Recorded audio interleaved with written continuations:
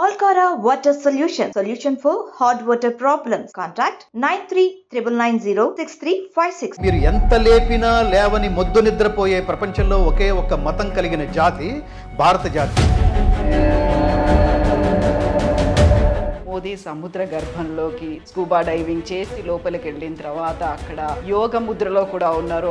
ద్వారకా యుగం, అప్పుడు ద్వాపర యుగంకి సంబంధించినటువంటి వాటిని నేను అనుభూతి చెందాను అనుకున్నప్పుడు మీకు ఏమనిపించింది? ప్రపంచం చేత ప్రశంసించబడ్డ శ్రీకృష్ణ పరమాత్మ చేత కట్టబడిన ద్వారక సముద్ర గర్భంలోకి వెళ్తే అది చూడ్డానికి ఒకడు వెళ్తున్నాడంటే ఎంత ఆనందం అండి అది.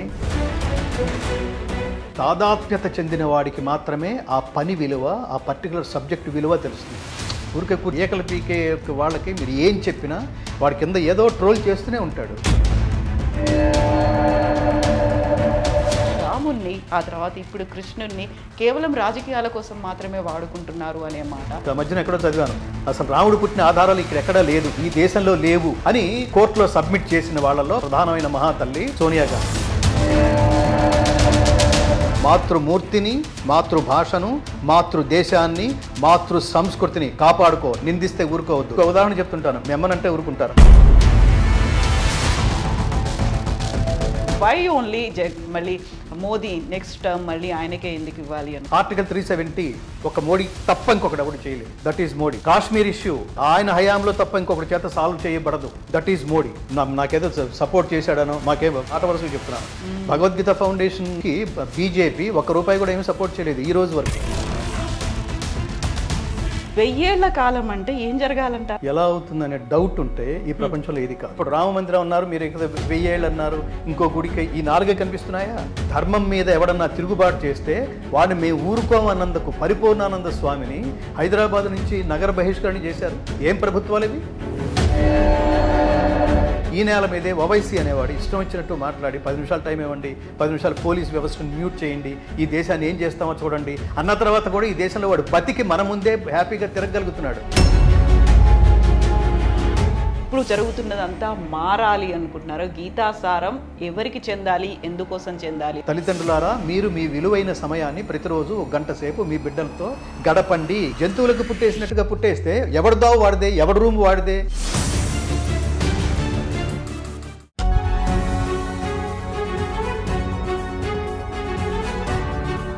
నమస్తే, నేను Kavitha. Welcome to I Dream. రాబోయే 1000 ఏళ్ల కోసం భారతదేశాన్ని సమర్థవంతమైన, శక్తివంతమైన ఆధ్యాత్మిక దేశంగా తయారు చేయాలి. ఇవి ప్రధానమంత్రి నరేంద్ర మోదీ చేసినటువంటి వ్యాఖ్యలు. అయోధ్యలో రామ మందిర ప్రారంభోత్సవ సందర్భంగా ఈ వ్యాఖ్యలు చేశారు. అయితే అందుకోసం జరగాల్సిందేంటి, ఏం చేయాలి? మనతో పాటుగా ఉన్నారు భగవద్గీత ఫౌండేషన్ చైర్మన్ గీతాచార్య గంగాధర శాస్త్రి గారు. నమస్కారం అండి గంగాధర శాస్త్రి గారు. కవిత గారు, ఎలా ఉన్నారు? క్షేమం. సో మనం వరుసగా ప్రధానమంత్రి నరేంద్ర మోదీ ఈ వ్యాఖ్యలు చేసిన తర్వాత చూస్తే, మొదటగా అయోధ్య రామ మందిరం అయింది. ఆ తర్వాత తను అబుదాబీకి వెళ్ళొచ్చారు. అక్కడ కూడా అతిపెద్ద దేవాలయ ప్రారంభోత్సవంలో పాల్గొన్నారు. కల్కి ధామం, అక్కడ కూడా ప్రారంభోత్సవం అనేది శిలాన్యాసం, భూమి పూజ జరిగింది. ఆ తర్వాత ద్వారకానాథుని కలిసి వచ్చారు. అక్కడ సముద్రంలో కూడా తపస్సు చేసుకొని వచ్చారు. ఇవన్నీ జరిగాయి కదా.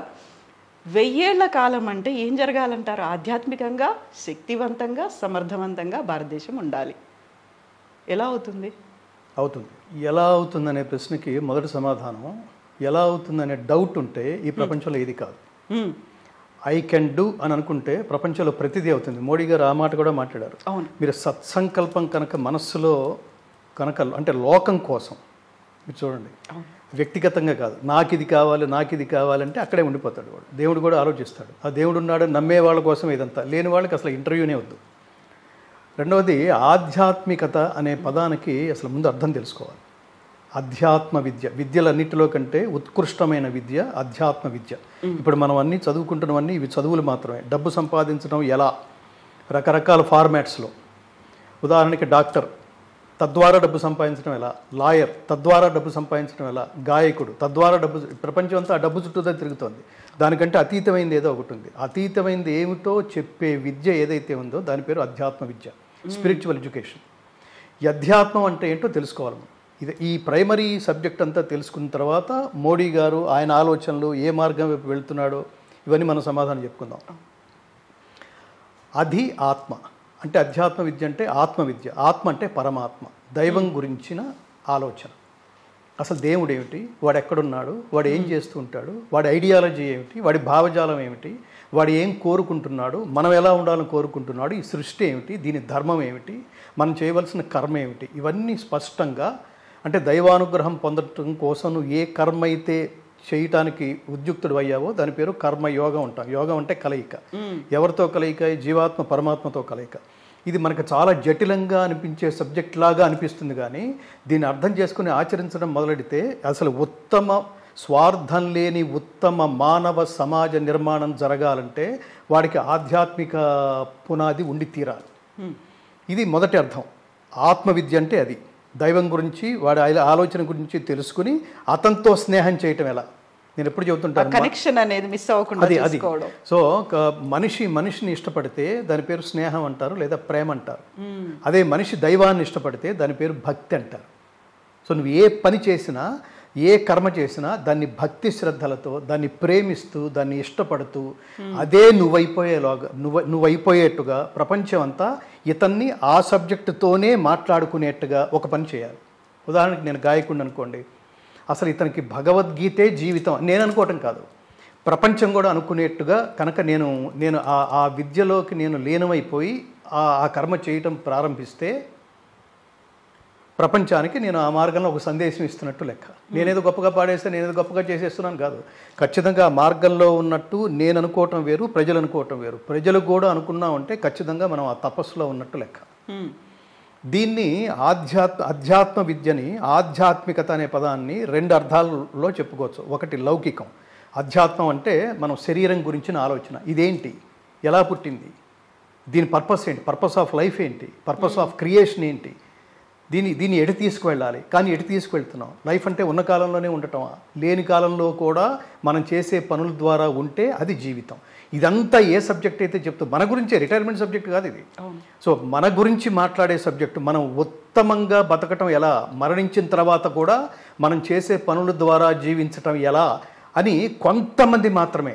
గీత చెప్తుంది, మనుష్యాణం సహస్రేషు కశ్చిద్ యతతి సిద్ధయే యతతామపి సిద్ధానాం కశ్చిన్మాం వేత్తి తత్వతః. కోట్ల మందిలో ఒక్కడు ఆలోచిస్తాడు అట్లా, నేను ఉన్న కాలంలో ఏం చేస్తున్నాను, ఏం చేయాలి. లేని కాలంలో కూడా మనల్ని యద్యదాచరతి శ్రేష్టస్తత్తదేవేతరో జనః. బతుకంటే అలా బతకాలరా, జీవితం అంటే అలా బతకాలరా, ఆ మార్గంలో మనం కూడా నడవాలరా, అంతటి స్ఫూర్తినిచ్చాడరా అని అనిపించేట్టుగా జీవించాలి. నాకు తెలిసి ఖచ్చితంగా భారతదేశానికి స్వాతంత్రం వచ్చిన తర్వాత మనం ఇద్దరు ముగ్గురు ప్రధానమంత్రులు మాత్రమే మనం ఖచ్చితంగా అనుకున్నాం. ఆ ఇద్దరు ముగ్గురు ప్రధానమంత్రుల్లో మనకి ఎందుకు ఇందులో వేలు పెడితే అనవసరమైన కాంట్రవర్సీ అవుతుందా, కొంచెం చూసి చూడనట్టుగా లౌక్యంగా పోదామా, బాగా పరిపాలిద్దాం, కానీ లౌక్యం కూడా అలా పెట్టుకుని వెళదామా అని అనుకున్నవాడు పివి నరసింహారావు గారు. మన తెలుగువాడిగా ఆ మహాత్ముని ఖచ్చితంగా గుర్తుపెట్టుకోవాల్సిందే. కానీ ఆయన ఉన్న సమయంలో రామజన్మభూమి ఇష్యూ పరిష్కారం కాల. ఎవడైతే దాన్ని ముట్టుకుంటే ఇది కాంట్రవర్సీ, రాముడు కాంట్రవర్సీ ఏమిటి? ఏ దేశంలో పుట్టాడు రాముడు? రామయ్య తండ్రి అన్నాం, సీతమ్మ తల్లి అన్నాం. వాళ్ళిద్దరూ లేరు, నీకు తండ్రి కాదు, నాకు తల్లి కాదు ఆవిడ. కానీ ఎందుకు అనుకున్నామంటే ధర్మానికి తల్లిదండ్రులు వాళ్ళు. అందుకని నా ఇంటి దైవం, నా ఇంటి ఇలవేలుపు, నా ఇంటి తండ్రి రామయ్య తండ్రి. అందుకని అన్నాం రామో విగ్రహవాన్ ధర్మ. ఆ మార్గంలో నడిస్తే ఆయన ఆనందిస్తాడు. అది ఎక్కడో స్ఫూర్తి పెట్టుకున్నాడు మోడీ. నా దృష్టిలో మోడీ పరమ దేశభక్తుడు. ఈ దేశాన్ని కాపాడడంలో భాగంగా, ఈ దేశం ఐడియాలజీని కాపాడడంలో భాగంగా, ఈ దేశం ధర్మాన్ని రక్షించడంలో భాగంగా అతను రాముడికి గుడి కట్టించాలనుకున్నాడు. దీన్ని పట్టుకుంటే, దీన్ని ముట్టుకుంటే మన ప్రభుత్వం కూలిపోతుందని ఆలోచించాల. పోయాను నేను.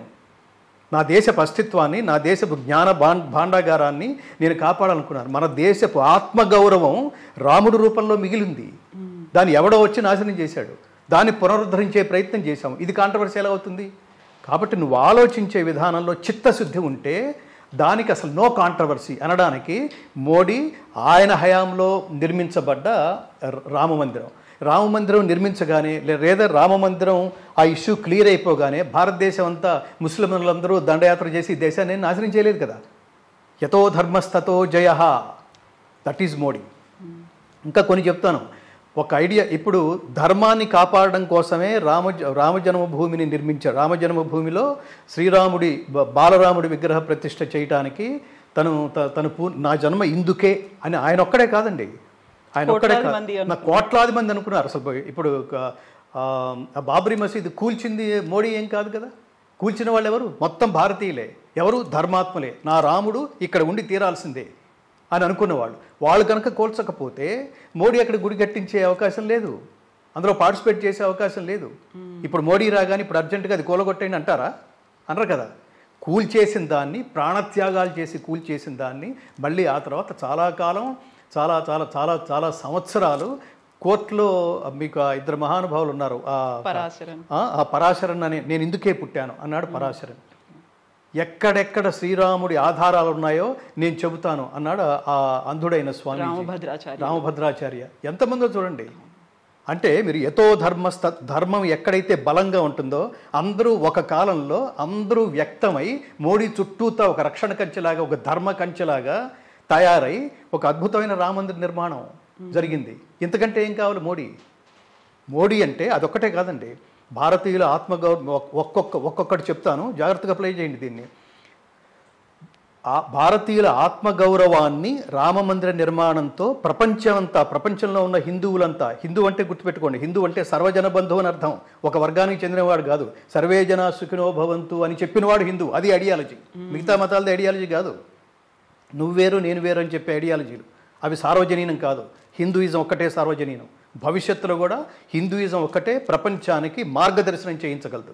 సో అట్లాంటి సనాతన ధర్మం అనే పునాది మీద నిలబడి దాన్ని నమ్ముకుని స్వామి వివేకానంద చెప్తాడు ఒక గొప్ప మాట, మన వల్ల ప్రయోజనం పొందిన వాళ్ళ కళ్ళల్లో కనిపించే ఆనందం చూసి ఆనందించడమే నిజమైన శాశ్వతమైన ఆనందం.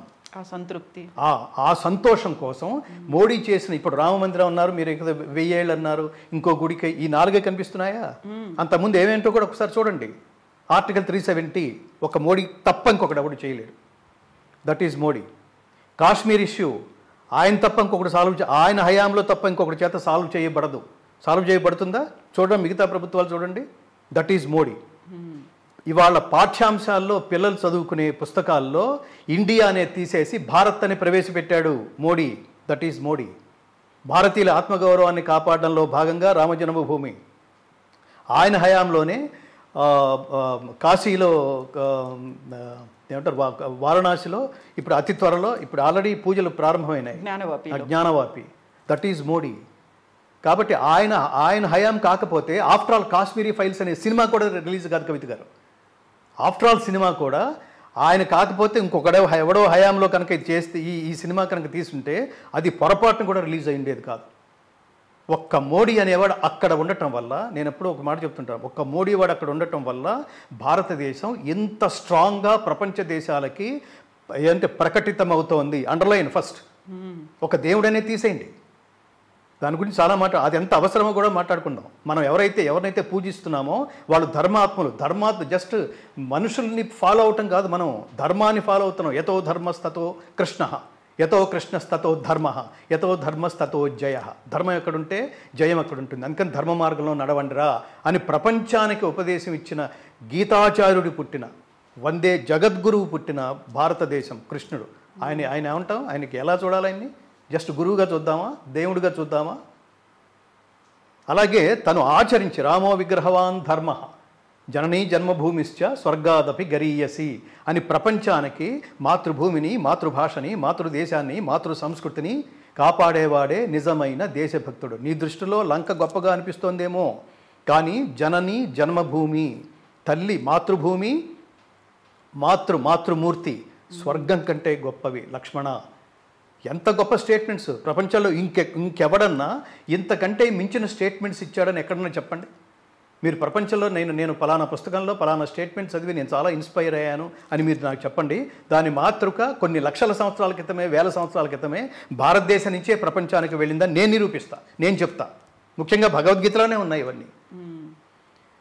కాబట్టి 1000 ఏళ్ళు అనేది మనం ఇప్పుడు ఎవరన్నా మన దగ్గరకు వచ్చి ఆశీర్వదించమంటే శతమానం భవతి శతాయుః పురుష శతేంద్రియ ఆయుష్యేవేంద్రియే ప్రతిష్టతి. 100 ఏళ్ళు సుఖంగా ఉన్న, 100 ఏళ్ళు అంటే 100 ఖచ్చితంగా 100వ సంవత్సరంలో నువ్వు టపక్కమని పోవాలనే దాని అర్థం కాదు. మన మాట వరుసకి నిండు 100 ఏళ్ళు, 125 సంవత్సరాలు బతికితే నీకు ఏమైనా ప్రాబ్లమా అని అడిగితే వాడు స్థాయి అని అర్థం. అది శ్రీకృష్ణ పరమాత్మ ఈ భూతలం మీద 125 సంవత్సరాల 7 నెలల 8 రోజుల 30 గడియలు నివసించాడు.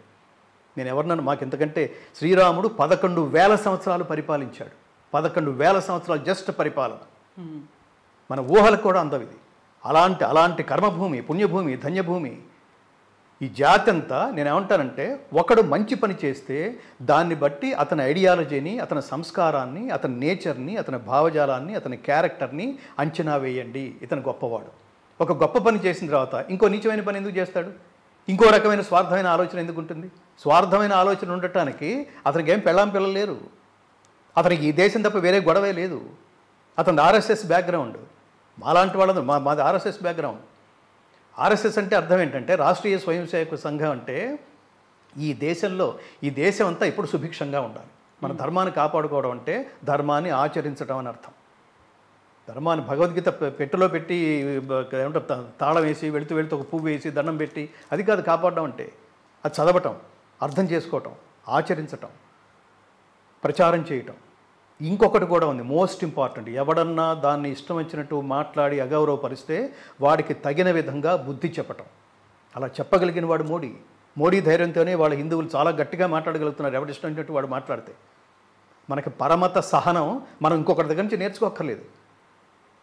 పిచ్చిగా ఇట్లా మాట్లాడద్దు, ఇష్టం వచ్చినట్టు మాట్లాడద్దు, మాట్లాడితే హిందువులు ఎవరు ఊరుకోరు అని గట్టిగా ఏమంటారు గొంతు సారించిన ధర్మం మీద ఎవడన్నా తిరుగుబాటు చేస్తే వాడిని మేము ఊరుకోమన్నందుకు పరిపూర్ణానంద స్వామిని హైదరాబాద్ నుంచి నగర బహిష్కరణ చేశారు.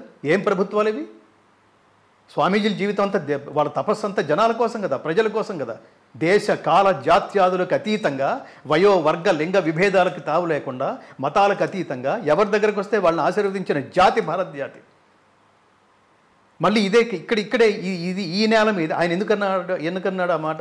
ఈ నేల మీదే ఓవైసీ అనేవాడు ఇష్టం వచ్చినట్టు మాట్లాడి 10 నిమిషాలు టైం ఇవ్వండి, 10 నిమిషాలు పోలీస్ వ్యవస్థను మ్యూట్ చేయండి, ఈ దేశాన్ని ఏం చేస్తామో చూడండి అన్న తర్వాత కూడా ఈ దేశంలో వాడు బతికి మన ముందే హ్యాపీగా తిరగలుగుతున్నాడు.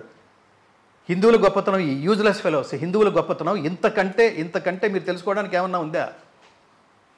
మీకు అర్థం కావాలంటే ఇతర దేశాలకు వెళ్ళి చూడండి. ముస్లిం కంట్రీస్కి వెళ్ళి ఈ దేశం నాశనం అయిపోవాలని ఎవడన్నా అన్నాడు అనుకోండి, మళ్ళా అంటే వాడు అసలు ప్రపంచంలో ఏ జాతికి ఇట్లాంటి దుర్మార్గపు ఆలోచన రాదు. ఏ భూమి మీద నిలబడ్డావో వాడు 10 కాలాల పాటు సుఖంగా, సంతోషంగా, ఆనందంగా అలా ఉండాలని కోరుకుంటాం. ఎవడు నిలువ నీడిచ్చాడో వాడు మన తండ్రి.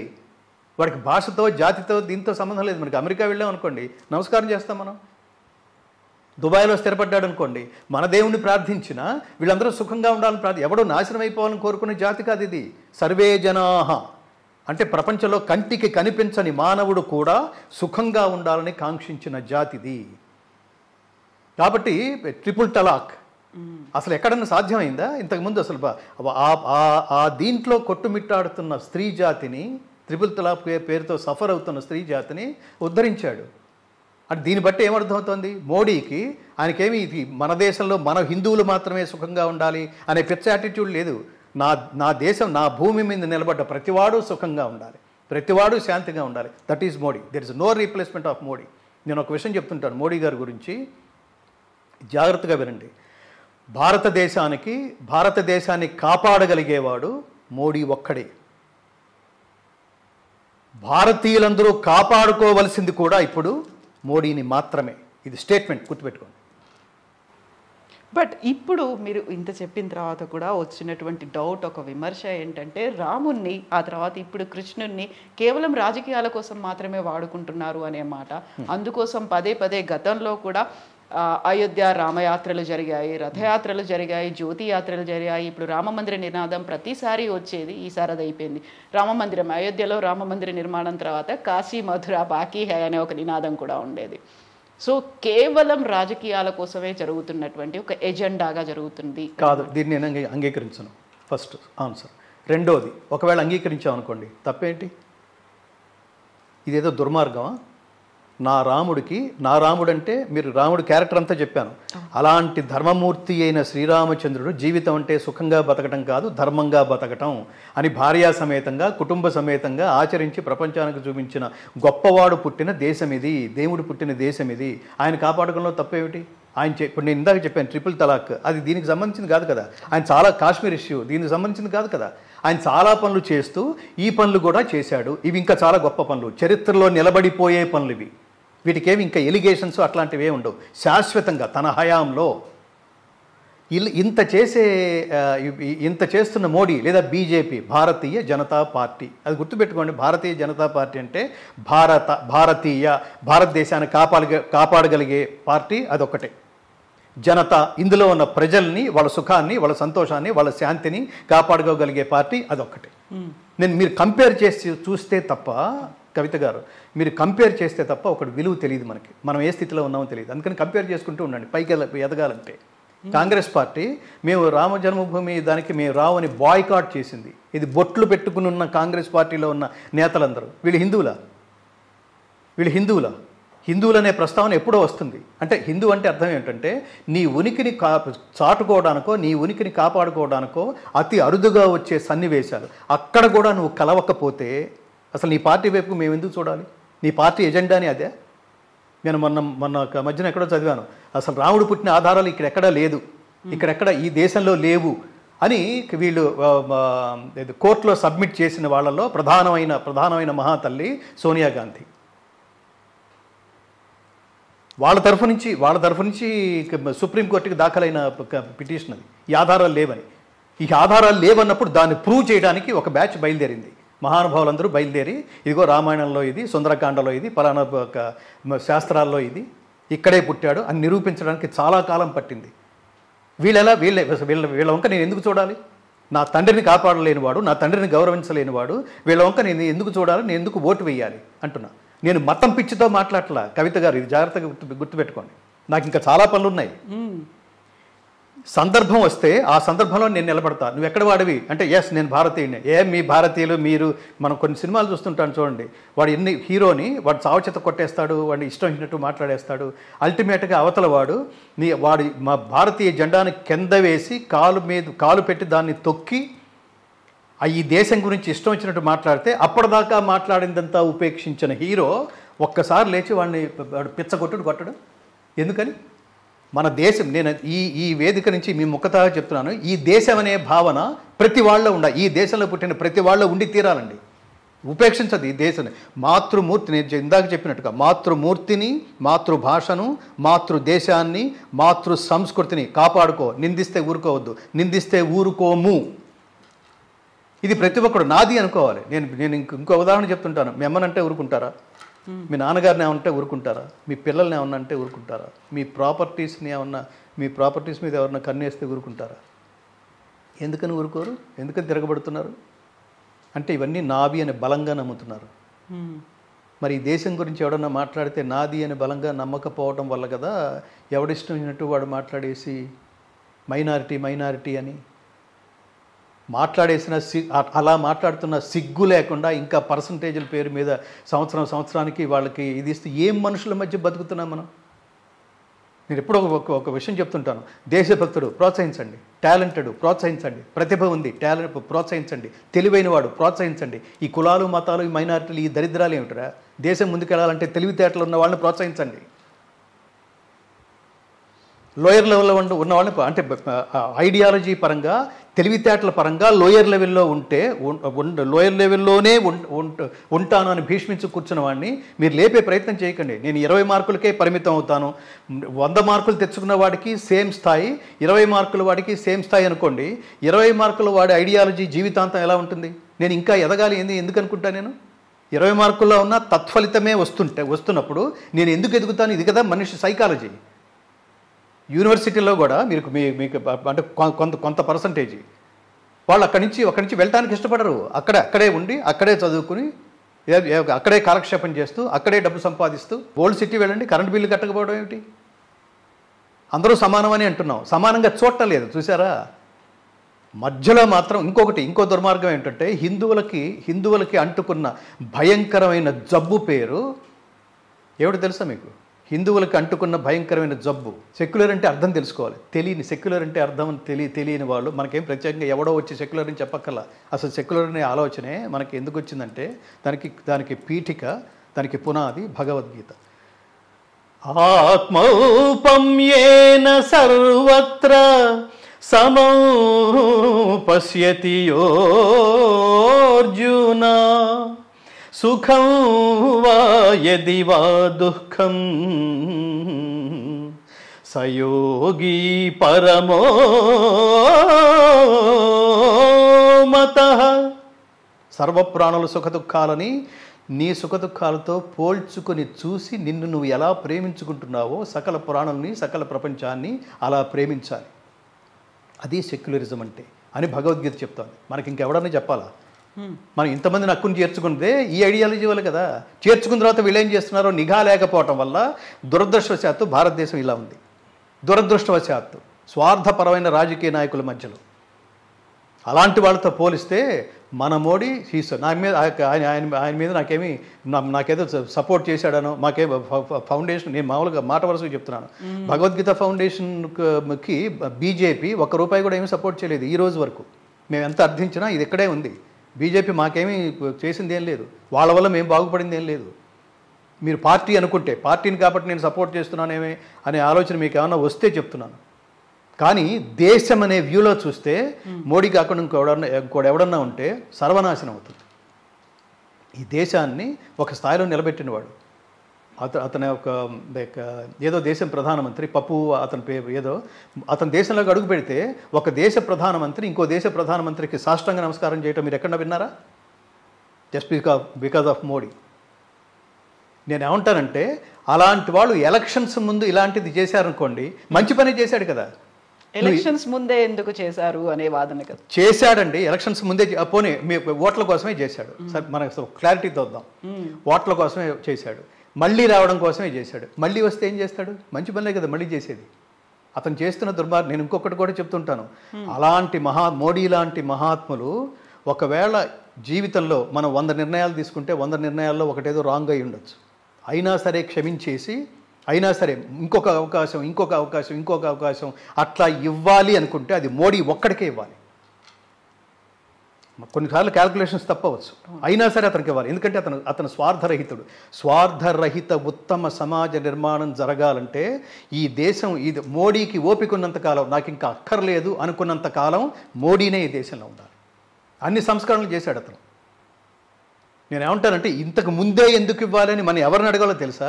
ఎలక్షన్స్ ముందే పథకాలు ప్రవేశపెట్టే ఇది ఏం అవసరం అని మనం చాలా అనుకుంటుంటాం. ఉచితాలని ఎన్ని దరిద్రాలను ప్రవేశపెడుతున్నారు చూడండి. ఉచితం, నేను ఎప్పుడు చెప్తుంటాను, ఉచితం అనుచితం, ఉచితం సముచితం కాదు.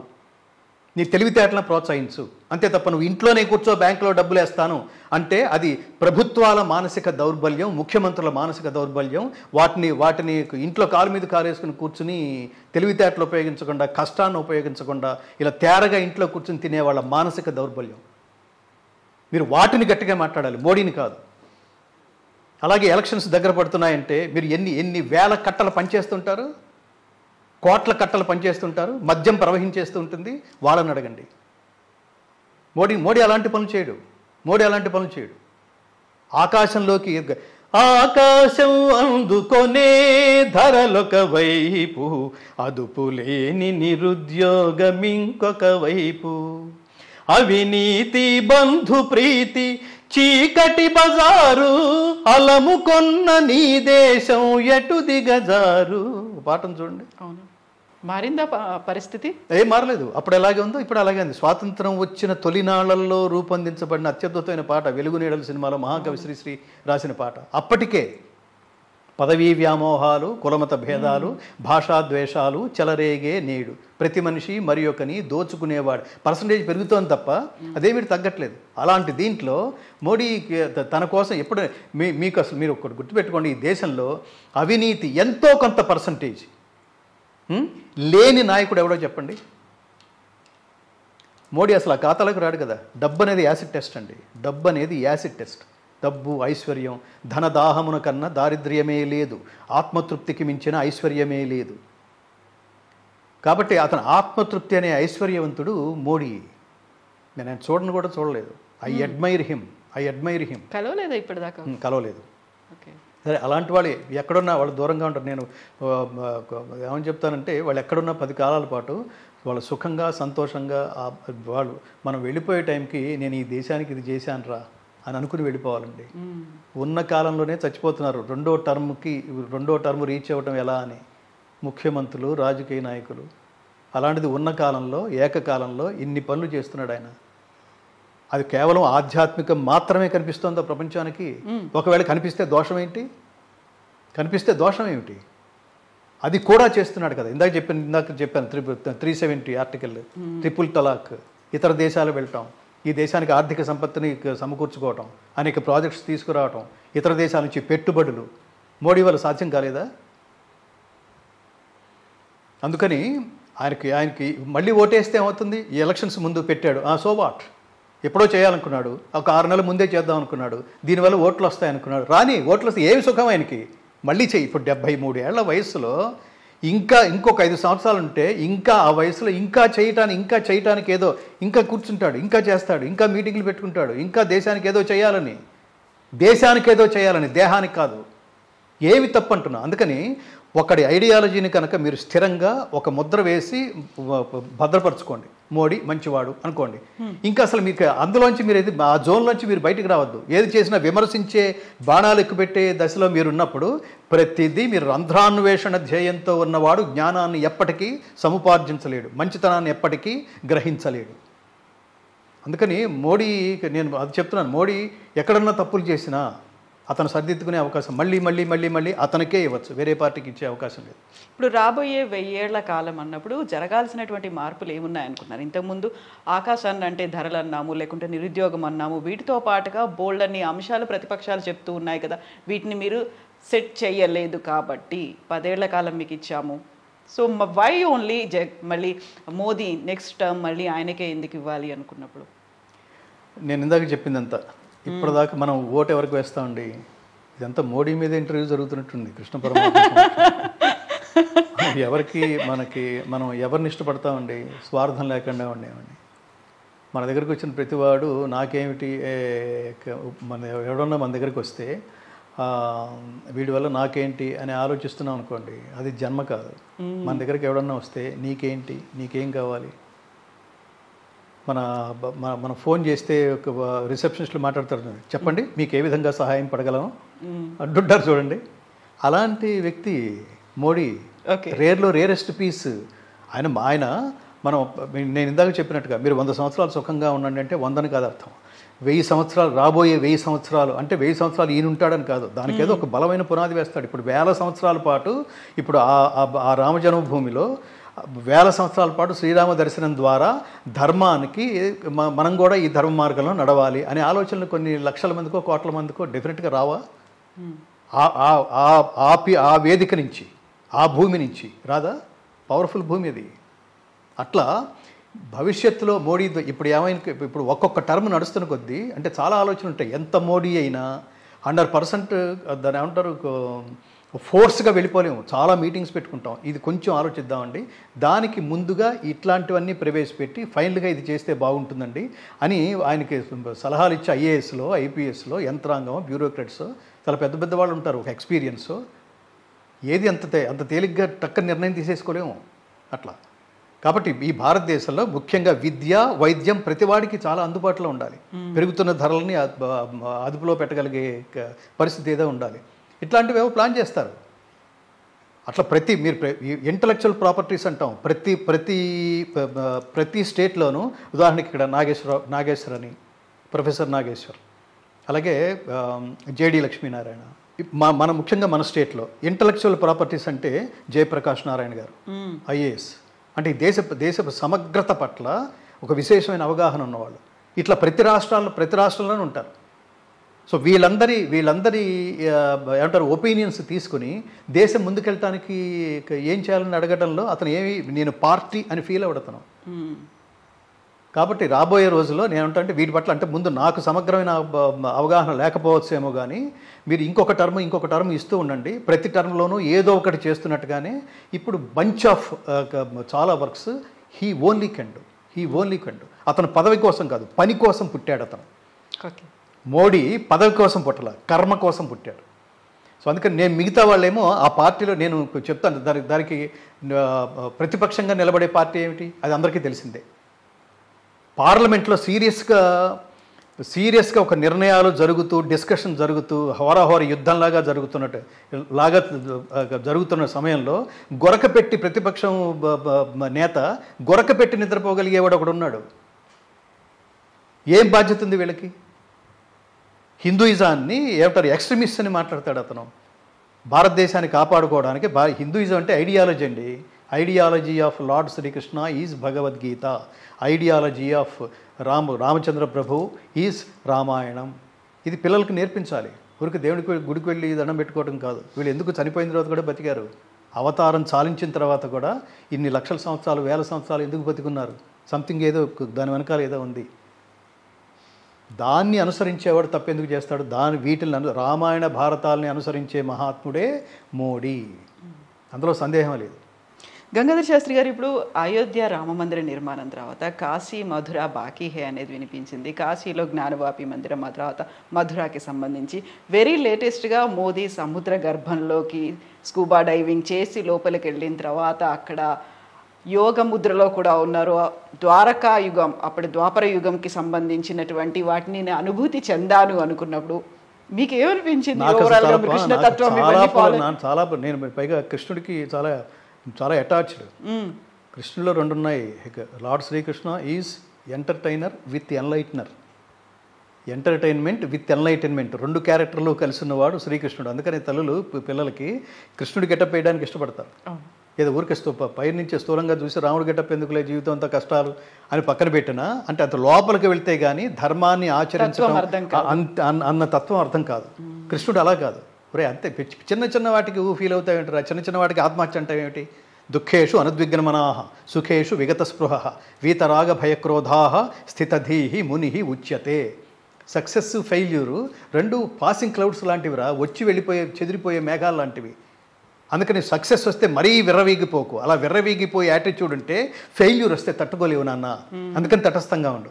ఎలా ఉంది నా ఐడియాలజీ, ఎలా ఉంది అంటే అద్భుతం, సూపర్ సార్ అని అంటలేదు మనం.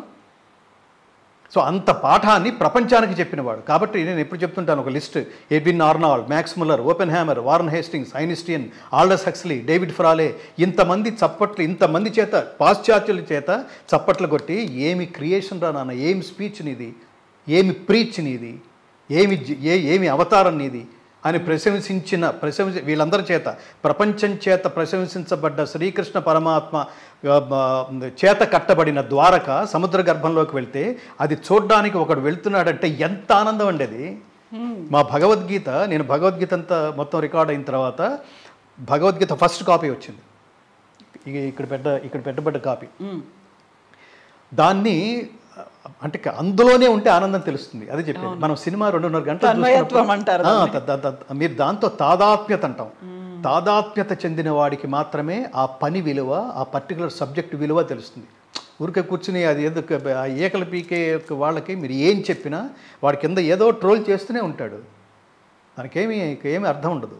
ఒకడు ఎందుకు ఇలా మాట్లాడుతున్నాడు అని పాజిటివ్ వేలో, బీ పాజిటివ్ వేలో కనుక లోపలికి వెళితే అసలు ఆ పులకింత వేరండి. అతను ఒక యోగ స్థితికి వెళ్ళిపోయాడు సముద్ర గర్భంలోకి వెళ్తే. సో మేము భగవద్గీత రికార్డ్ చేయగానే మేము కురుక్షేత్రం వెళ్ళాం. కురుక్షేత్రం వెళ్ళి ఎక్కడైతే శ్రీకృష్ణ పరమాత్మ అర్జునుడికి గీతోపదేశం చేశాడో గీతాస్థల్ అని రాసి ఉంటుంది, అక్కడ కూర్చున్నాం. ఇలా సర్వధర్మాన్ పరిత్యజ్య మామేకం శరణం వ్రజ అహం త్వా సర్వపాపేభ్యో మోక్షయిష్యామి మా శుచః.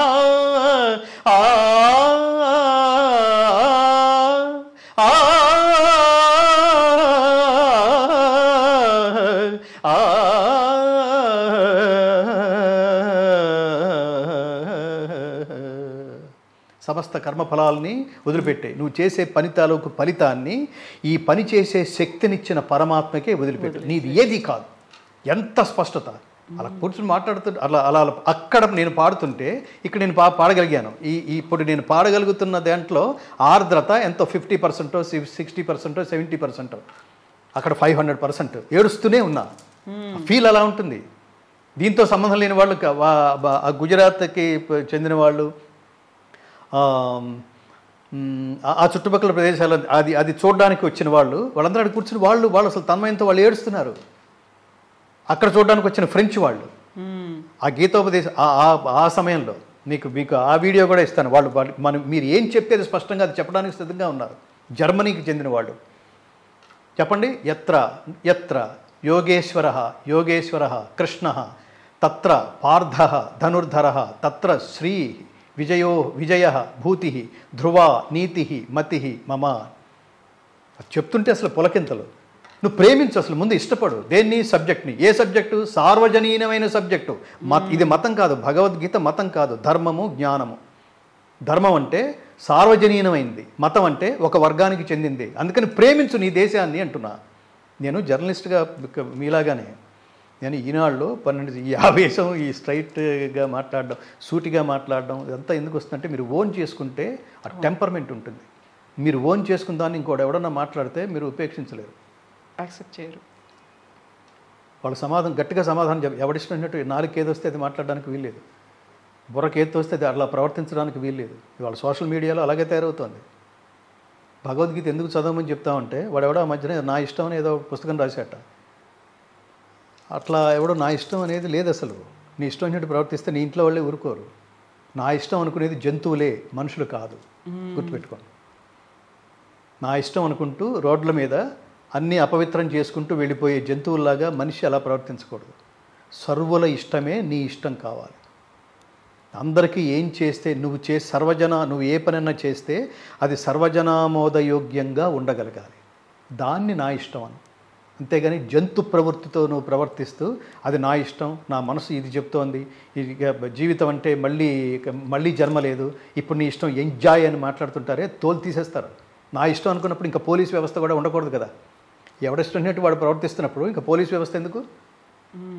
సో మనుషులు మానవ జీవితాన్ని పద్ధతిగా సరైన మార్గంలో ప్రవేశపెట్టి నడిపించి పరమాత్మ అనుగ్రహం పొందించడానికి చేసిన మహోత్కృష్టమైన ఉపదేశం పేరు భగవద్గీత. అదే మీకు రామాయణంలో కూడా యోగ వాసిష్టంలో కూడా అదే కనిపిస్తుంది. ఈ రెండింటికి తేడా ఏమిటంటే కృష్ణుడి గురువు సాందీపని మహర్షి, ఈయన రాముడికి గురువు వశిష్ఠుడు. ఈ ఇద్దరికి తేడా ఏంటంటే శ్రీకృష్ణుడు దేవుడు, రాముడు మానవుడు. ఇది మానవ జన్మ, అది అవతారం. దీన్ని మనం అవతారంగానే భావిస్తాం. ఇక్కడేమో మనిషి దేవుడికి ఉపదేశం చేశాడు యోగ వాసిష్టం పేరుతో. అక్కడ దేవుడు మనిషికి ఉపదేశం చేశాడు అర్జునుడికి, అర్జునుడి నిమిత్తంగా చేసుకుని ప్రపంచ మానవాళికి. ఇది భగవద్గీత. ఎంత విశిష్టమైన వైచిత్ర్యం చూడండి అది. అందుకని ఈ ప్రభుత్వాలు కూడా అన్నీ వీటికి పునాది. దీన్ని ఏమంటాం? ఓరియంటేషన్ అంటాం.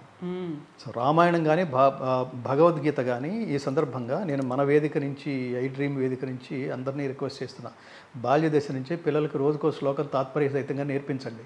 అసలు ముందు వాళ్ళ ఐడియాలజీ మారాలి. మన జనరేషన్ ఎలాగో నాశనం అయిపోయిందని ఫీల్ అవుతుంటారు. ఈ చుట్టూతా ఉన్న సమాజం చూస్తే ఒక్కొక్కళ్ళు ఆ వ్యాపారం ఏంటి, అధర్మం ఏమిటి, వ్యవహారం ఏమిటి, ఎక్కడ అసలు ధర్మం ఒక్కొక్క రోజు చూస్తుంటే మనం ఎట్లాంటి మార్గంలో ఉన్నాం, ఎలాంటి పరిస్థితుల్లో ఉన్నాం. ఆ రియల్ ఎస్టేట్ వాడు అంటాడు, ఒక్కొక్కడు దాని మీద జోకులు కూడా, ఒక్కొక్కడు 4 స్థలాలు అమ్మేస్తారు. ఏం చేయాలంటే చంపేసేయాలి వాళ్ళని. ఆ చంపేసేయాలనేది నేనేదో నా ఇండివిజువల్గా చెప్తున్న మాట కాదు అది. అగ్నిదో గరదశ్చైవ శస్త్రపాణిర్ధనాపహ క్షేత్రదారాపహర్త చ షడేతే ఆతతాయిన. కృష్ణుడు అర్జునుడికి ఉపదేశం చేస్తూ అసలు వీళ్ళు హత్వైతాం ఆతతాయిన అనే గొప్ప మాట మాట్లాడాడు. దుర్యోధనాదులను ఏం చేసేయాలి? చంపేయాలయ్యా. నువ్వు పాపం అంటావేంటి? చంపేయాలి అన్నాడు. అంత తేలిగ్గా ఎలా అంటున్నావు పరమాత్మ? చంపేయడం ఏంటి? చిన్న విషయం కాదు అది. వాడికి పాపం అని తెలియక పాపం చేస్తున్నాడు. పాపం చేస్తే ఏం జరుగుతుందో రిపర్కేషన్స్ తెలియక వాడు పాపం చేస్తున్నాడు. పాపం అంటే ఏమిటో తెలిసిన మనమేలా పాపము చేయవలెను అని రివర్స్ క్లాస్ తీసుకుంటున్నాడు కృష్ణుడికి. అప్పుడు ఆయన చెప్తున్నాడు, అగ్నిదో ఎవరెవరినంటే హత్వయితాం ఆతతాయిన, వాళ్ళు ఆతతాయిలు. మనం ఆకతాయి అని మాట్లాడతాను చూడండి, దాని అసలు రూపం ఆతతాయి.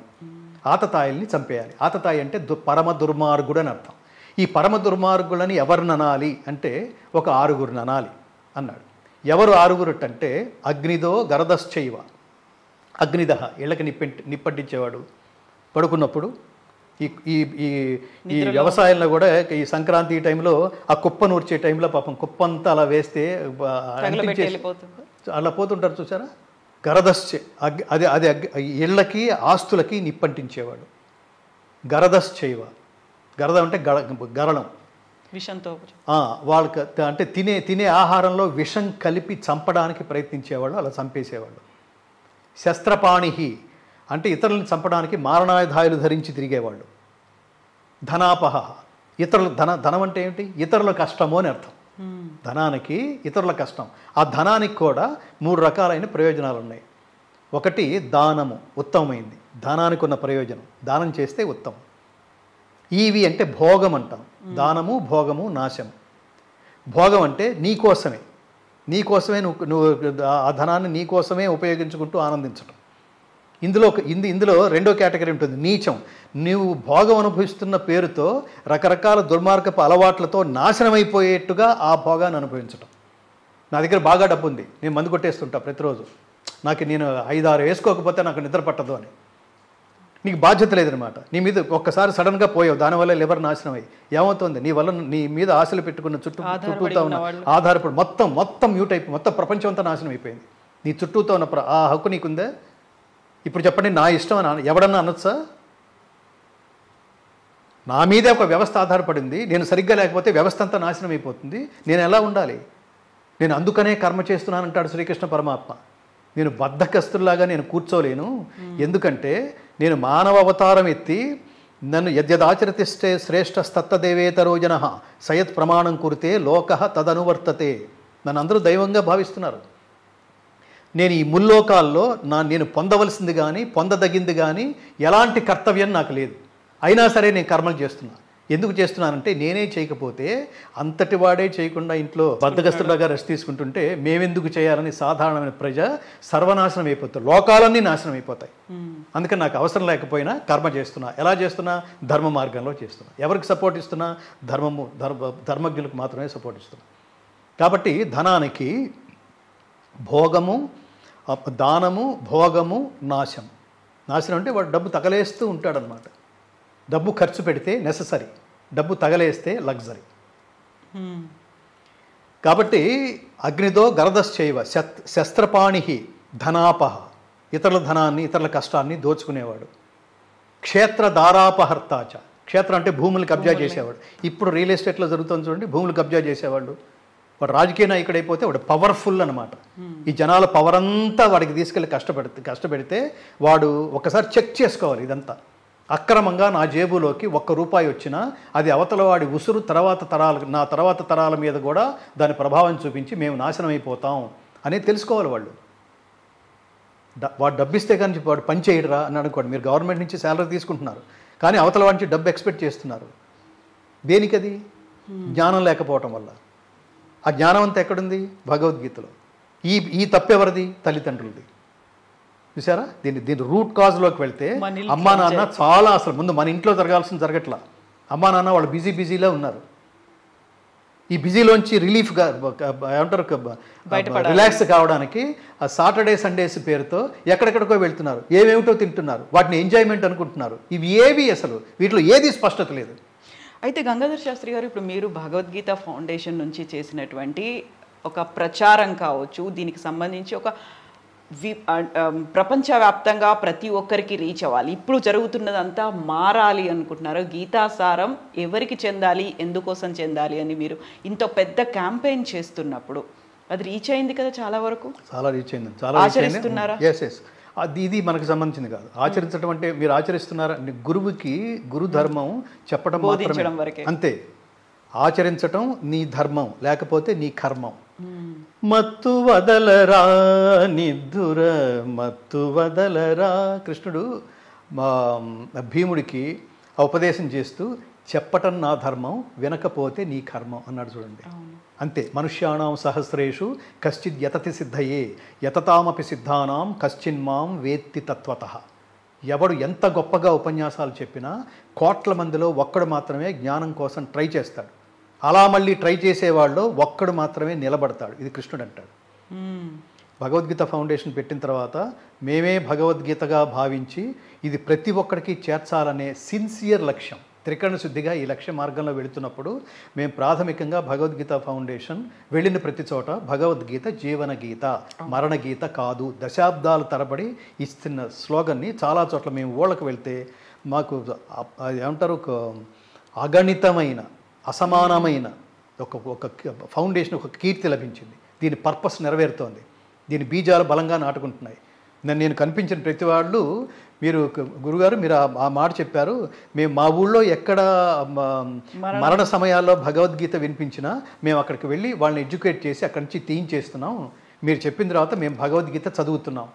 మాకు ఇంతకుముందు చాలామంది చెప్పారు, కానీ మీరు చెప్పింది ఎందుకో మాకు స్ట్రాంగ్గా నాటుకుంది. ఇప్పుడు మా ఇంట్లో భగవద్గీత ఉంది, మేము భగవద్గీత నేర్చుకుంటున్నాం. మాకు తెలిసినా తెలియకపోయినా మా పిల్లల్ని ఒక 5 నిమిషాలు కూర్చోబెట్టి వాళ్ళతో ఒక శ్లోకం చెప్పించడానికి ప్రయత్నిస్తున్నాం. ఇది అత్యద్భుతమైన రిజల్ట్ కదా. అలాగే ఇతర దేశాల నుంచి, ఈ దేశాల నుంచి హైదరాబాద్ ఎవరన్నా వస్తే మా వివరాలు తెలుసుకున్నాం, మీలాంటి మహాతలులు మహామూర్తులు మీరు తీసుకున్న ఇంటర్వ్యూల ద్వారా ఎంతో కొంత ప్రభావితమైన వాళ్ళందరూ భగవద్గీత ఫౌండేషన్ కార్యాలయానికి వస్తున్నారు, నన్ను చూడడానికి వస్తున్నారు, కలవడానికి వస్తున్నారు, వాళ్ళ సందేహాలు తీర్చుకోవడానికి వస్తున్నారు, ఈ వ్యవస్థను ముందుకు నడిపించడానికి మేము కూడా ఉన్నాం అని చేయూతనివ్వడానికి వస్తున్నారు. ఇదంతా సమాజంలో మార్పు కాదు. ఇది ఇంకా చాలా విస్తృతంగా జరగాలి. నేను ఎప్పుడు చెప్తుంటాను, పిల్లలకు చెప్పేది మీరు అర్జునుల్లాగా తయారవ్వాలి, పెద్దవాళ్ళు రండి మీరు కృష్ణుల్లాగా తయారవ్వాలి. కృష్ణుడు అంటే గురువు, ఉత్తమ విద్యార్థి అంటే అర్జునుడు, ఉత్తమ గురువు అంటే కృష్ణుడు. కృష్ణుడికి మించిన గురువు, అర్జునుడికి మించిన విద్యార్థి, రాముడికి మించిన విద్యార్థి ఈ సృష్టిలో లేరు. అంటే మీరు ఏదైతే చెప్తారో దాని అంతరార్థం స్ట్రైట్గా వెళ్ళి నాటుకుంటుంది. ఒక్కొక్కడికి జీవితాంతం క్వశ్చన్లు అడుగుతూనే ఉంటాడు, వాడికి ఎప్పటికీ అర్థం కాదనమాట. అర్థం చేసుకోవడానికి ప్రయత్నించడం అనమాట. అర్థం చేసుకోవడానికి ప్రయత్నించినా ఇదంతా ఏదో చెప్పాడు కానీ అబ్బే ఇది ఎక్కడ సాధ్యం అవుతుంది మనకి అబ్బే మన డబ్బు సంపాదన నెల అయ్యేసరికి మనం ₹1,00,000 సంపాదించాల్సి ఎలా పడితే అలా. అది దారుణం కదా. అది ఒకడు 10,000 సంపాదిస్తున్నాడు పాపం. చాలామంది తెలియక నేను ఈ మధ్యన అమెరికా టూర్ వెళ్ళాను 3 నెలల పాటు. విశేషమైన స్పందన, విశేషమైన ఆదరణ. అమెరికాలో అక్కడి నుంచి భారతదేశానికి ముఖ్యంగా హైదరాబాద్కి వచ్చిన వాళ్ళందరూ ఖచ్చితంగా మన ఫౌండేషన్ ఆఫీసులో అడుగు పెట్టకుండా వెళ్ళిన వాళ్ళు ఎవరూ లేరు. దాని ప్రభావం వల్ల అక్కడ చూస్తుంటే, అమెరికాలో చూస్తుంటే, అమెరికాలో విద్యార్థులు కానీ, తల్లిదండ్రులు కానీ, పెద్దవాళ్ళు కానీ, అక్కడ జాబులు కానీ, అనిశ్చితి కానీ, దీని ఏమంటారు ఫైనాన్షియల్ ఏమంటారు ఆ దారుణమైన స్థితులు కానీ, ఇవన్నీ చూస్తుంటే ప్రతివాడు చాలా టెన్షన్తో, ఎవరి టార్గెట్ ఈజ్ ఎ టెన్షన్. రేపు ఉద్యోగం ఉంటుందో లేదో తెలియదు. రెండోది మెకానికల్ లైఫ్, రెండోది పీస్ లేకపోవడం, ప్రశాంతత లేకపోవడం, విపరీతమైన స్ట్రెస్. ఈ స్ట్రెస్లో ఉన్న పిల్లలు, ఈ స్ట్రెస్లో అమెరికాలో స్థిరపడి లేదా అమెరికాలో పుట్టి మానసిక ఒత్తిడికి గురవుతున్న పిల్లలు అయితే ఆత్మహత్యలు చేసుకుంటున్నారు. లేకపోతే ఇంట్లో చేయకుండా వాళ్ళు సడన్గా నేను చాలా ఇళ్లలో చూశాను, మా పిల్లాడు ఇంట్లోంచి మాయమైపోయాడు, కనపట్టలేదు. వీళ్ళు ఎంత టెన్షను, ఎవడు పట్టుకుపోయాడో తెలియదు, ఎలాంటి వ్యాపారాల్లో వీళ్ళని పెడుతున్నారో తెలియదు, ఎలాంటి అలవాట్లకు లోనయ్యాడో తెలియదు, వీడు ఏం మానసికంగా ఒత్తిడి ఫీల్ అవుతున్నాడో తెలియదు. ఈ తెలియకపోవడానికి ప్రధానమైన రీజన్ ఏమిటంటే మన దేశంలో కూడా ఇదే జరుగుతుంది. తల్లిదండ్రులకి పిల్లలకి మధ్య గ్యాప్ విపరీతంగా పెరుగుతోంది. They are not spending their valuable time with their valuable kids. మీరు మీ తల్లిదండ్రులారా, మీరు మీ విలువైన సమయాన్ని ప్రతిరోజు 1 గంట సేపు మీ బిడ్డలతో గడపండి, మీ బిడ్డల కోసం కేటాయించండి. వాళ్ళు లోపల ఏమనుకుంటున్నారో తెలుసుకోండి. మీ ఐడియాలజీ ఏమిటో మీ పిల్లలకి తెలియాలి. మా నాన్నకంటే మించిన గొప్పవాడు కావాలి అనేది ఏదో వాడు కమ్యూనికేట్ అవ్వాలంటే మీ నాన్న ఏదో చాలా గొప్ప పనులు చేసి ఉండాలి. ఏం చేస్తున్నాడో తెలియాలి. అతను ధర్మవర్తనుడిగా ఉన్నాడా, అధర్మ మార్గంలో ఉన్నాడా, డబ్బే ధ్యేయంగా బతుకుతున్నాడా, అమ్మ ఎలా ఉంది, అమ్మ యాటిట్యూడ్ ఏంటి, అమ్మ ఆలోచనలు ఏంటి, ఇవి ఏవీ తెలియకుండా మెకానికల్గా జంతువులకు పుట్టేసినట్టుగా పుట్టేస్తే ఎవరిదో వాడిదే, ఎవడి రూమ్ వాడిదే, ఎవడి యాటిట్యూడ్ వాడిదే. అలా అయితే ఎలా? అది భారతదేశంలో కూడా ఉంటే ఎలా? ఇలాంటి సమయాల్లో ఏం జరుగుతుందంటే నీ స్ట్రెస్ నుంచి నిన్ను విముక్తిని గావించగలిగిన ఒకే ఒక్కడు మా యేసుక్రీస్తు అనేవాడు ఎవడో తయారయ్యాడు. అక్కడ అదే జరుగుతోంది.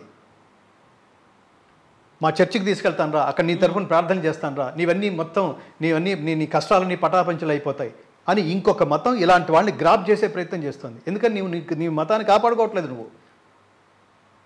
ఓ హిందువులారా, మీ మీ మీ ధర్మాన్ని, మీ మతాన్ని, మీ ఐడియాలజీని, మీ గొప్పతనాన్ని, మీ దేశం గొప్పతనాన్ని, మీ సనాతన ధర్మాన్ని కాపాడుకోవటంలో పూర్తిగా ఫెయిల్యూర్ మీరు.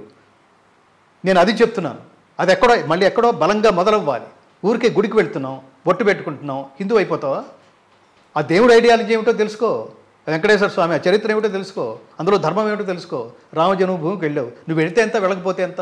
ఎందుకు ఆ క్యూ? నువ్వు ధర్మ మార్గంలో వెళితే అప్పుడు రాముడు అనుగ్రహానికి పాత్రుడవుతావు. లేకపోతే ఊరికి ఒక శిల చూడడానికి వెళ్తున్నట్టు, విగ్రహం చూడడానికి వెళ్తున్నట్టుగా ఉంటుంది. అలా ప్రతి చోట అంబేద్కర్ విగ్రహానికి నువ్వు దండేస్తున్నావంటే అంబేద్కర్ ఆలోచనల్ని, ఆయన ఆశయాల్ని నువ్వు ఇంప్లిమెంట్ చేయగలిగితేనే నీకు అర్హత ఉన్నట్టు లెక్క. లేకపోతే దూరంగా ఉండు. మహాత్ములు వాళ్ళందరూ జాతి నేతలు కాదు, వాళ్ళు జాతి పితలు. వాళ్ళ దగ్గరికి వెళ్ళడానికి కూడా ఒక అర్హత ఉండాలి. అందరూ సమానంగా ఎదిగేయాలి అంటే చిత్తశుద్ధి ఎవరికి ఉండాలి? ఎదగాలి అనుకునేవాడు కూడా ఎదగాలని ఉండాలి. రెండు, ఆయన అంత మాట అన్నప్పుడు దానికి మనమేం చేయాలి అని ప్రభుత్వాలు కూడా అదే మార్గంలో ఉండాలి. లేదు, అంబేద్కర్ జయంతి నాడు ఒక దండ వేసేయటం అయిపోయింది, ఫోటోలు, కవరేజీ. ఏమి నాన్ సెన్సరా ఇది? మహాత్ముల దగ్గర ఇంత డ్రామాలా? దేవుడి దగ్గర ఇంత డ్రామాలా? తీర్థాలు ప్రసాదాలు తీసుకుని వచ్చేసేయటమా? వెంకటేశ్వర స్వామి మీద ఒక శ్లోకం వచ్చా? ఎలా హిందూ అవుతావు? రేపు శివరాత్రి వస్తుంది, ఒక శ్లోకం వచ్చా? ఎలా హిందూ అవుతావు? అర్ధనారీశ్వరం అంటే ఏంటి? ఎందుకు సగభాగం భార్యకి ఇచ్చాడు? నువ్వేం చేస్తున్నావు? నీ రెస్పాన్సిబిలిటీ ఏంటి? జాతి రెస్పాన్సిబిలిటీ ఏంటి? ఉపవాసం అంటే ఏంటి?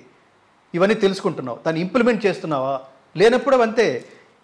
మీరు బాగా గుర్తుపెట్టుకోవాల్సిన స్టేట్మెంట్ ఏంటంటే, కవిత గారు, ఆత్మగ్రంథం తెరుచుకోనంత వరకు బాహ్య గ్రంథాలు మీరు ఎన్ని చదివినా నిరుపయోగాలే.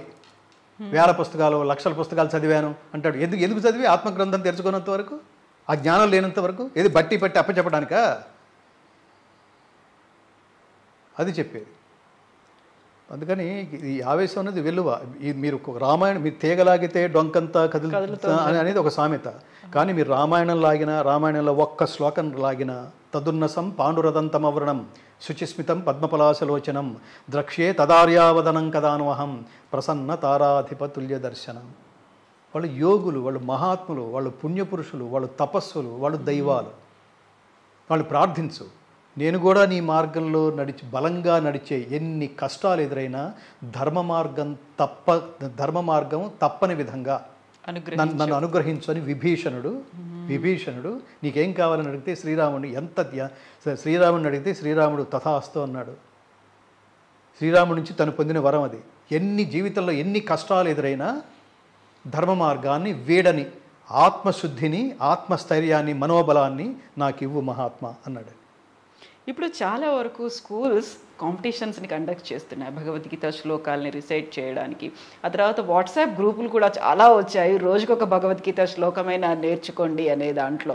అవన్నీ చూసినప్పుడు ఎలా అనిపిస్తుంది? మీకు ఒక తృప్తి అనేది ఉందా? లేదు చాలా ఉందండి, చాలా ఉంది. అసలు ఈ మధ్యకాలంలో అయితే నేను 2006లో భగవద్గీత ప్రారంభించాం. సంపూర్ణ భగవద్గీతని వింటుంటే, కళ్ళు మూసుకుని వింటుంటే సాక్షాత్తు కురుక్షేత్రంలోనే శ్రీకృష్ణార్జున సంవాదాన్ని ప్రత్యక్షంగా వింటున్న అనుభూతి కలిగించే సౌండ్ టెక్నాలజీలో దాన్ని రికార్డ్ చేయడానికి 2006లో శ్రీకారం చుట్టాం. అప్పటికి భగవద్గీత విశేషమైన ప్రాచుర్యంలో లేదు సమాజంలో. ఇంత వైడ్గా ఎక్కడ ఓపెన్ చేసినా ఎక్కడో చోట మీరు అన్నట్టుగా ఇప్పుడు భగవద్గీత కనిపిస్తోంది, కాంపిటీషన్స్ కనిపిస్తున్నాయి. అంతకుముందు చాలా లోయెస్ట్ పర్సంటేజ్లో ఉండేవి. అది నాకు చాలా ఆనందం. ఇప్పుడు ఇంకా చూస్తే మీరు అసలు టెంపుల్స్కి వెళ్ళే యూత్ పర్సంటేజీ రోజుకి విపరీతంగా పెరుగుతోంది. ఇది ఒక ఆనందించదగిన విషయం. ఈ దేశంలో అసలు ఏంటి, what is lord Shri Rama, what is lord Shri Krishna, వీటిని దృష్టిలో పెట్టుకుని కదా మోడీ ఇలాంటి ఈ ధర్మం పట్ల ఆసక్తి ప్రతిరోజు పెరుగుతోంది. కాబట్టి దీన్ని కాపాడాలి అనే ప్రయత్నంలో రామమందిర నిర్మాణం, ఊరికే నిర్మాణం కాదు. పైగా ఇంకొకటి ఏంటంటే అసలు నిజంగా ఒక్కొక్కసారి ఆయన్ని ఇది అమాయకత్వం కూడానా అని కూడా అనిపిస్తుంది. ఆయన ఖచ్చితంగా ధర్మచింతనుడే, అందులో ఇది లేదు. మీరు ఎంత లేపినా లేవని మొద్దు నిద్రపోయే ప్రపంచంలో ఒకే ఒక్క మతం కలిగిన జాతి భారత జాతి, హిందూ జాతి. ఇప్పుడు మనం ఇన్ని ప్రశ్నలు చెప్పుకుంటున్నాం కదా, హిందూకి ఏదైనా జరిగిందంటే ఒక హిందువు రాడు అక్కడికి. హిందూ దేవాలయానికి ఏదైనా జరిగిందంటే ఒక్కటి రాదు. ఇప్పుడు ఈ మధ్యనే మీరు చూడండి, 2-3 సంవత్సరాల లోపల 24 విగ్రహాలు పిఠాపురంలో కూలగొడితే, 21 కాదు 24 విగ్రహాలు పిఠాపురంలో కూలగొడితే ఇక్కడి నుంచి ఒక్క స్వామీజీ వెళ్ళి ప్రెస్ మీట్ పెడతాడండి అక్కడ.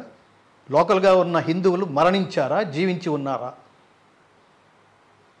నా ఇంటి పక్కన ఏదో ఏదో జరుగుతోందిలే, మనకు సంబంధం లేదు. మీకు చిన్న కంపారిజన్ చెప్తాను. భగవద్గీత ఫౌండేషన్కి ఒక శాశ్వతమైన ఏమంటారు దీని గీతా మందిరం అనుకున్నాం. దీని మిగతా ప్రపంచం దృష్టిలో ఇంగ్లీష్లో చెప్పాలంటే భగవద్గీత ఫౌండేషన్ ఆఫీసు. ఒక ఆఫీసు ఒక 15 సంవత్సరాల కాలంలో ఒక ఆఫీసుకి మేము సమకూర్చుకోలేకపోయామండి.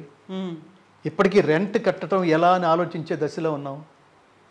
అలాంటిది ఈ భగవద్గీత ప్రారంభం కాక ముందు ఏదో ఒక ముగ్గురో నలుగురో తెల్ల దుస్తులు ధరించి చేతిలో బైబిల్ పట్టుకుని మా సందులో నుంచి వెళ్తుండేవాళ్ళు. ఎక్కడికి వెళ్తున్నారా వీళ్ళందరూ అంటే ఈ సందు చివర ఏదో చిన్న ఇదేదో ఉంది గుడిసెలాగా, అక్కడ ఏదో ప్రార్థన చేసుకుంటున్నారని.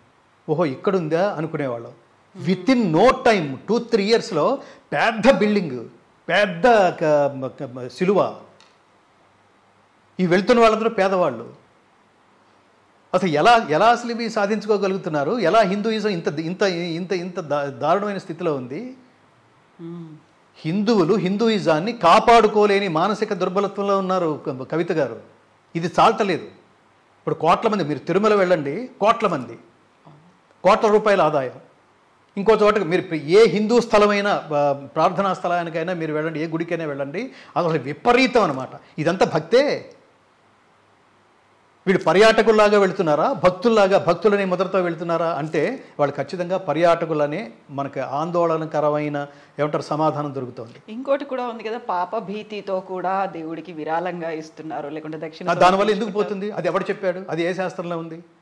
నాదత్తే కస్యచిత్ పాపం నచైవ సుకృతిం విభుః అజ్ఞానేనావృతం జ్ఞానం తేన ముహ్యంతి జంతవః.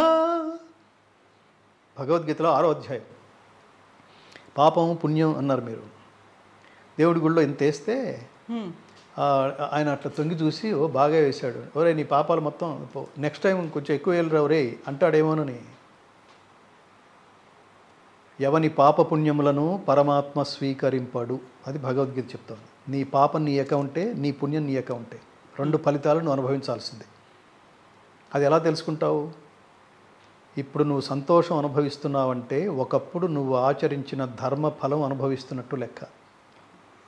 ఇప్పుడు నువ్వు ఏదో రకంగా ఏదో రూపంలో బాధపడుతున్నావంటే అనేక రూపాల్లో బాధ. పిల్లలు సరిగ్గా చూసుకోవట్లేదని, పిల్లల రెస్పాన్స్ సరిగ్గా లేదని, వాళ్ళు బాధ్యతగా లేరని, ఇంట్లో ఆరోగ్యాలు బాగుండలేదని, ఆర్థికంగా బాగుండలేదని, ఇంకోటి ఏదో బాగుండలేదు, ఇంకోటి ఏదో బాగుండలేదు, ఇన్ని రకాలుగా బాధపడుతున్నామే. ఒకప్పుడు నువ్వు ఆచరించిన దుష్కర్మ ఫలితం ఇప్పుడు నువ్వు కష్టపడుతున్నావంటే అది లెక్క. ఎవరిని అడగక్కర్లేదు. అందుకని హుండీలో డబ్బులు వేస్తే అంటే వాటికి పరిహారాలు ఉన్నాయి. మళ్ళీ తర్వాత ఆ పరిహారం తర్వాత మళ్ళీ నువ్వు ఆ ధర్మాన్ని ఆచరించకూడదు. అవును, దాన్ని వదిలిపెట్టేయాలి. నువ్వు ఇంట్లో మణిమంత్ర ఓషధయ అంటారు. నీకున్న సూక్ష్మ శరీరాన్ని, స్థూల శరీరాన్ని, కారణ శరీరాన్ని, ఇవన్నీ కష్టాలు అనుభవిస్తూ ఉంటాయి. వాటి నుంచి నివృత్తి కావడం కోసం మణులు, మన వేళకు ధరించే రత్నాలు, వేళకు ధరించే రత్నాలు, అవి కూడా మళ్ళీ ఒరిజినల్ అయి ఉండాలి. మంత్రాలు, నేను ఇందాక చెప్పిన మంత్రం, పోయిన వస్తువు దొరకడానికి కూడా సర్వకార్యసిద్ధి మంత్రం భగవద్గీతలో సర్వధర్మాన్ పరిత్యజ్య. అలాగే సుందరకాండలో తదున్నసం పాండురథం తమవ్రణం శుచిస్మితం పద్మపలాశలోచనం ద్రక్ష్యే తదార్యావదనం కదాన్వహం ప్రసన్న తారాధిపతుల్య దర్శనం. ఇది సర్వకార్యసిద్ధి మంత్రం. ఎలాంటి కఠినమైన ఆపదైనా సరే ఆ శ్రీరామచంద్ర ప్రభు నువ్వు తలుచుకొని నువ్వు ఆ యోగంలో ఉండు, ఆ మంత్రాన్ని ఉచ్చరిస్తూ ఉండు. ఏదది? ఆపదామపహర్తారం దాతారం సర్వసంపదాం లోకాభిరామం శ్రీరామం భూయో భూయో నమామ్యహం. ఇవన్నీ అనుభవించిన వాళ్ళు ఉన్నారు. ఈ ఫలితాలని అనుభవించిన వాళ్ళు, నేను కూడా ఆనందించిన వాళ్ళు ఉన్నారు. చాలా కష్టం. ఇదేంటిది, దీనికి భగవద్గీత ఇలా ఆగిపోయింది ఏంటి, ఇంకా ఇన్ని కోట్లు అయితే కానీ ఇది పూర్తి కాదు. అన్ని కోట్లు ఎలా ఇస్తారా? ఎవరిస్తారు? 5 రూపాయలు 10 రూపాయలు ఏమంటే ఇస్తారు, కోట్లు ఎలా వస్తాయిరా అంటే భగవంతుడు బియాండ్ ది లాజిక్. గుర్తుపెట్టుకోండి, he is not against the logic. Vedas and Shastras are not against the logic. They are beyond the logic. ఊహించలేవు, తర్కించలేవు, ఇది ఎలా సాధ్యమైంది అని. అలాంటి విస్తుపోయి అలాంటి ఆలోచిస్తున్నప్పుడు ఒక మహాత్ముడు నేను ఎప్పుడు చెప్తుంటాను, నవయుగ కన్స్ట్రక్షన్స్, నవయుగ ఇంజనీరింగ్, ఆ నవయుగ సంస్థల అధినేత విశ్వేశ్వరరావు గారు, ఎక్కడో ఆయనకి నాకు పరిచయం లేదు, ఎక్కడో టీవీ ఛానల్లో ఇస్తున్న ఇంటర్వ్యూ చూసి అసలు ఎంత గొప్ప ప్రాజెక్టు, ఈయన యవ్వనాన్ని, ఈయన తెలివితేటల్ని, ఈయన కాలాన్ని, ఈయన అంటే ఈ ఆర్థిక సంబంధమైన దీన్ని, కుటుంబాన్ని ఇన్ని వదిలేసి భగవద్గీతలోకి వచ్చాడా? ఇంత వచ్చి ఇన్ని సంవత్సరాలుగా చేస్తే ఇంకా ఇంత అయితే కానీ పూర్తి కదా. అతను సఫర్ అవ్వడం ఏమిటి? ఇలాంటి వాళ్ళు ఎక్కడున్నారో తెలుసుకుని మనం వెళ్ళి వాళ్ళకి సహాయం చేయగాని వాళ్ళు మన దగ్గరకు వచ్చి నిలబడి మన అర్థం అసలు అడగకూడదు. ప్రభుత్వాలు ఇలాగే చేయాలి, ప్రభుత్వాలు ఎందుకు చేయట్లేదు ఇలా? ఆయన తెలుసుకుని వచ్చేసాడు రికార్డింగ్ థియేటర్కి. ఎంత కావాలంటే నేను చెప్పలేదు, ఆ ఏబిఎన్ రాధాకృష్ణ గారు చెప్పాడు ఇంత అయితే అవుతుందటని. అంతంటే ఎంత అని అడిగాడు ఆయన. 1,80,00,000 అని. Okay, it's all right. అలా వెళ్ళిపోతాడేమో అనుకున్నాడు ఆయన. ఒక్క నిమిషం అన్నాడు ఈయన.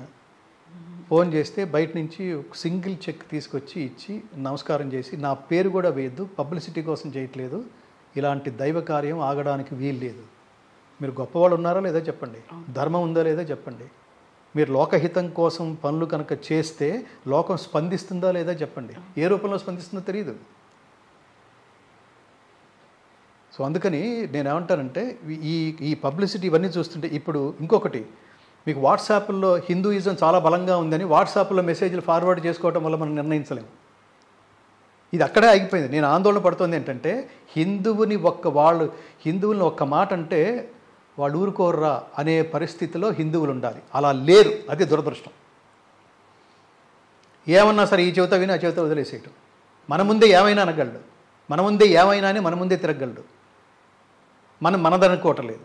తిరుపతి వెళ్తున్నాం, అన్నీ అసలు మన నవరాత్రులు అద్భుతంగా చేసుకుంటున్నాం, గణేష్ చతుర్థి అత్యద్భుతంగా చేసుకుంటున్నాం, శివరాత్రి అసలు మామూలుగా ఉండరు జనాలు, కిట్టకిట్టలాడిపోయి ఇన్ని లక్షల మంది, కోట్ల మంది. పూరి జగన్నాథ టెంపుల్ ఎక్కడా జనాలకు తక్కువ లేదు. ఎవడు హిందూయిజం అంటే స్పందించడు. రైట్ వింగ్ ఏదో కొన్ని ఆర్గనైజర్స్ ఉన్నాయి అంటే ఆ ఆర్గనైజేషన్స్ మాత్రమే బాధ్యత, వాళ్ళకి మాత్రమే బాధ్యత. ప్రతివాడు నేను హిందూ అని ఫీల్ అవ్వటలేదు. రెండోది, హిందువులు దురదృష్టవశాత్తు తమ బిడ్డల్ని తమ జీవిత కాలంలో మనం హిందువుల నాన్న, మనం చాలా స్ట్రాంగ్గా ఉండాలి, హిందూయిజం అంటే ఏంటో తెలుసుకోవాలి, మన దేశం గొప్పతనం ఏ దేశానికి వెళ్ళినా ఆ వేదిక మీద నిలబడి మనం ఖచ్చితంగా చెప్పుకోగలగాలి. సనాతనం అంటే ఏంటి చెప్పుకోగలగాలి, ధర్మం అంటే ఏంటి చెప్పుకోగలగాలి, కర్మ అంటే ఏంటి చెప్పగలగాలి, పుణ్యం అంటే చెప్పగలగాలి, పాపం అంటే చెప్పగలగాలి.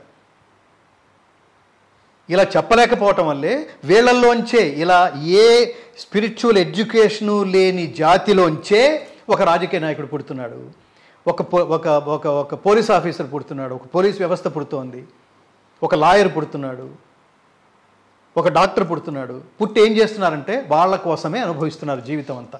డబ్బు సంపాదించుట ఎలా?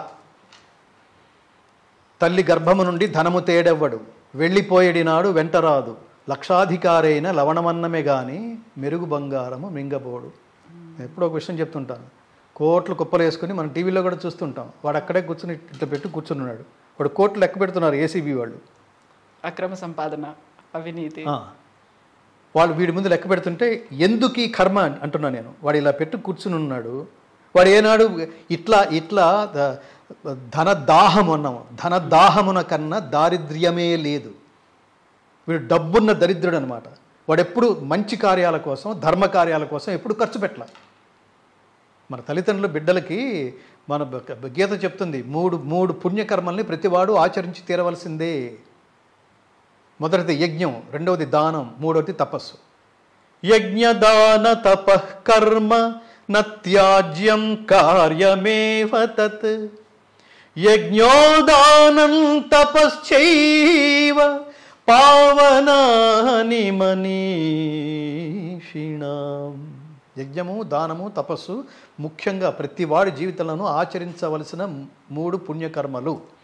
ఆచరించి తీరవలసినవే, వదిలిపెట్టవలసినవి కాదు, ఇగ్నోర్ చేయవలసినవి కాదు. ఇలా ఆచరించడం వల్ల ఏమొస్తుంది అంటే మనిషి జీవితాన్ని పవిత్రమనర్చుతాయి. నీ ఐడియాలజీ మారుతుంది. భగవద్గీతను ఎందుకు నేను స్టూడెంట్స్కి, కాలేజీ యూత్కి చెప్పడానికి ఎక్కువ ఇష్టపడతానంటే అసలు సమాజం ఐడియాలజీ మారాలండి. ఐడియాలజీ మారాలి. బ్లంట్ ఐడియాలజీ ఉంది చూడండి ఇప్పుడు సమాజంలో.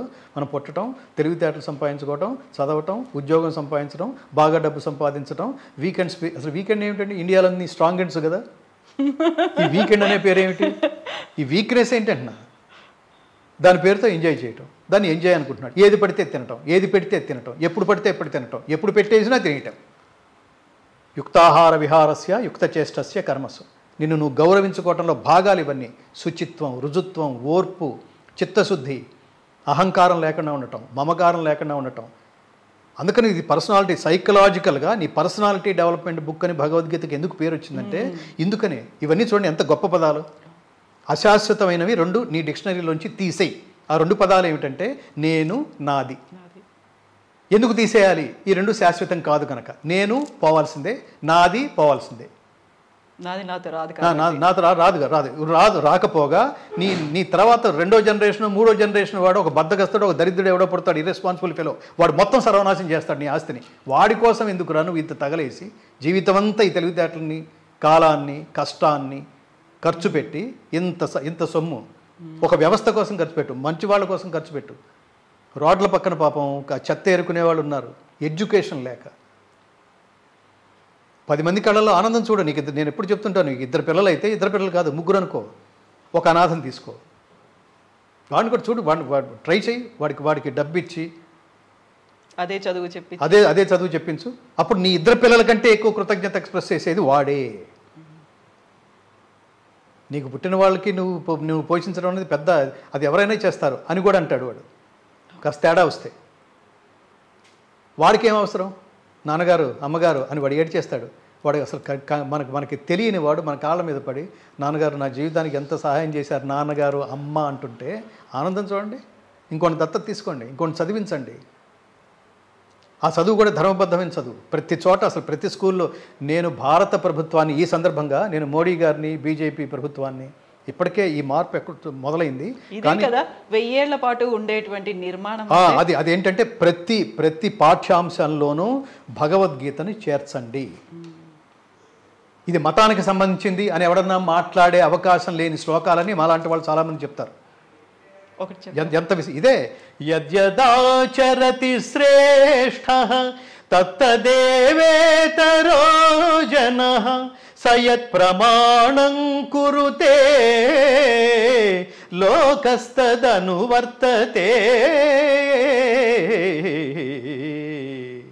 ప్రపంచమంతా నిన్ను ఫాలో అయ్యే ఉత్తముడిగా ఎదగాలి, అందుకోసం కష్టపడాలి.